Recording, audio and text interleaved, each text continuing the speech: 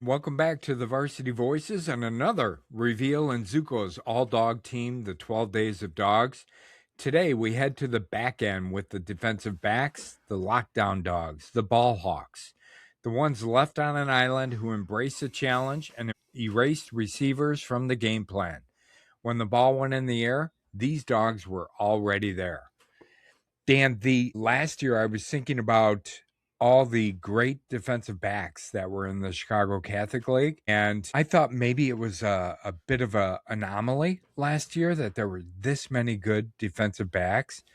But then when I looked at it this year, too, I thought, these guys are just as good, if not better. Yeah. They just keep churning them out. Where do these guys come from? I just do not know. Yeah, the athletes that the schools have that can play this position, and you know, you've got your majority of two-way guys that are covered in this area too. So right, so you really see some outstanding athletes on this side of the ball at defensive back. Yeah, I was thinking about that because a lot of these guys go both ways, or you know, they and also play on special teams too, right? They're returners or whatever it might be, but these guys are do-it-all kind of guys. You know, there's not many that just play defensive back and that's it. And it really doesn't matter which school you're talking about. For the most part, this group are wide receivers, so you've really got some special athletes here. Yeah, you do. Some really good athletes. So, you know, speaking of that, Dan, who do you have as far as defensive backs are concerned? And we are picking 4, right? We're picking 4. Okay. I'm going to do the special mention first. Oh, okay.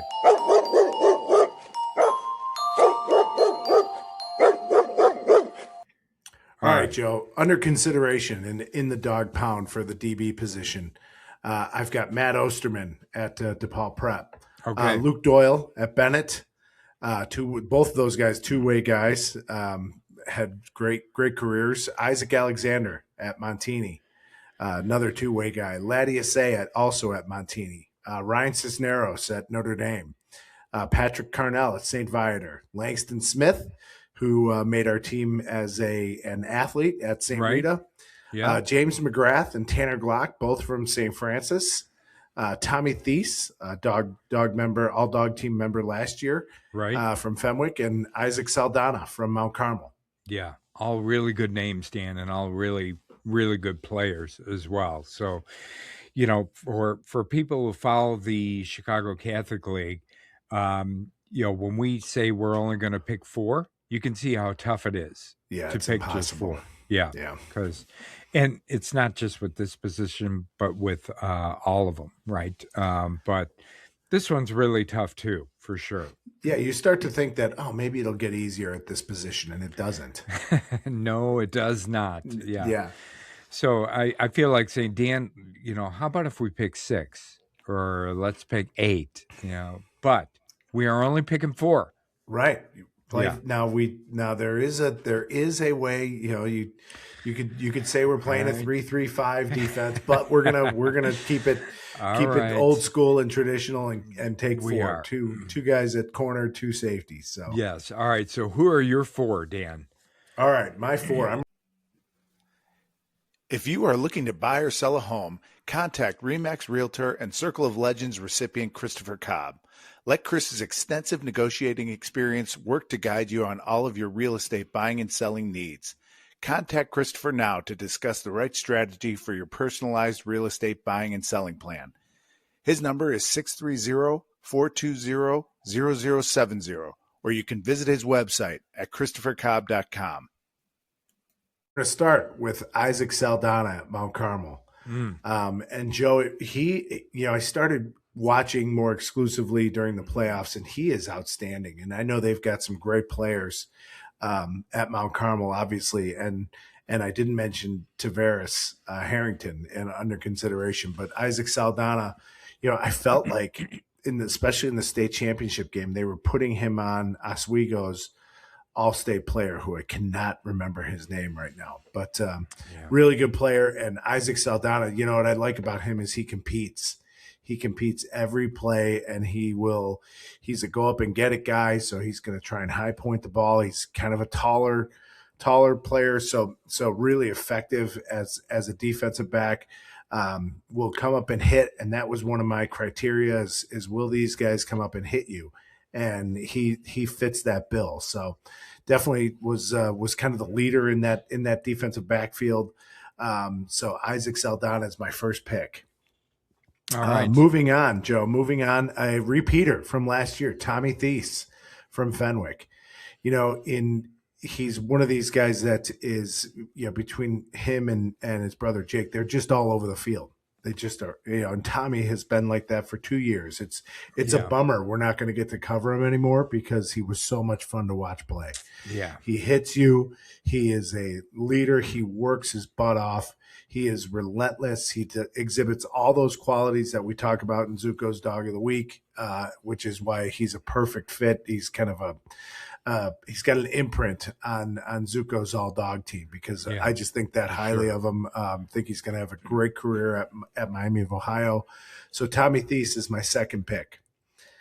Another guy, Joe, who I've loved all year, and you know maybe for the past couple of years, is Tanner Glock from St. Francis. Yeah, you know, one of these, you mention him a lot, Dan. Yeah, you like two-way him. guy. Yeah. He just makes a ton of plays. You just see him make play after play, and he is a lot to deal with on either side of the ball. One of these guys that you better know where he's at when the ball's going up in the air because he's a ball hawk. He can go get it, and he'll also come down and hit you. So he was kind of the leader of that backfield at St. Francis, really a playmaker when they needed a play made. So Tanner Glock is my third choice. My last choice, Joe, is Ryan Cisneros from Notre Dame. Okay. Kind of all undermentioned team for sure. Maybe talked about him a couple weeks here and there, but he's a playmaker. He is a guy that is as comfortable near the line of scrimmage as he is in the defensive backfield. They might move him to an outside linebacker spot sometimes. He might be like that fourth or fifth linebacker. You know, he kind of a hybrid guy that could do a bunch of stuff, but I really like the way he played. He was all over the field. If you watched the Notre Dame game closely, he was just everywhere. Yeah. And that to me is the sign, you know, that really catches my attention when they jump off the film and you're like, who's that? Who's that? Who's that? He's making play after play after play. So that was Ryan Cisneros for Notre Dame. So again, my four, Joe: Isaac Saldana, Tommy Thies, Tanner Glock, and Ryan Cisneros. All right. Really good picks, Dan. And we've got one the same. Ooh. And the others are different. But, okay, you know, the one that's the same is Tommy Thies from Fenwick. And, you know, that doesn't surprise me one bit because, you know, I really feel like Tommy Thies, if we were to create a logo other than Zuko for Zuko's All-Dawg team, I think, you know, we might try and work in a mashup between Zuko and Tommy Thies. Right. Yeah, we don't have to pay Zuko, though. We probably have to pay Tommy. We probably have to pay Tommy. Now that he's out of high school, he's going to want to get paid. Yeah, but I feel like Tommy Thies was the kind of heart or heartbeat for Fenwick's defense and for really sure. Maybe for their team, for sure. He just does everything on the field. And, you know, maybe his stats aren't this outstanding, you know, way off the charts type thing, but he does everything at a really high level, you know. And, you know, what I love about him is his leadership and the things that he brings to not only the Fenwick football team, but to the Fenwick defense as well, because I think everything ran through Tommy Thies as far as Fenwick's defense is concerned. He's had an outstanding career, and you're right. I can't wait to see what he does at the next level at Miami of Ohio. I think he's going to have a great career there as well. But just a tough kid and someone who's all over the field, really athletic, does whatever, you know, the coach needs him to do. whether it's on offense or defense, but primarily here on defense. And really just an outstanding player, and really well deserving of Zuko's All-Dawg team for sure. Second year in a row for him. Right. Yeah. My other pick, Stan, is Tavares Harrington from Mount Carmel. So we've got 2 Mount Carmel DBs, and well deserved, right? Tavares Harrington is another guy, great closing speed. What I loved about watching him is, he would he'd be in coverage, playing off the ball a bit, and he would read the play. It's almost like he knew the play before the other team even executed the play, because as soon as he read something, he was using his 4.4 speed to get there and to break up the play. And not only did he have a ton of tackles, I think he had over 50 tackles. He had a bunch of passes broken up. I think 10 passes broken up. He had 3 interceptions, tackles for loss, a sack, a TD on defense, as well as a blocked field goal as well.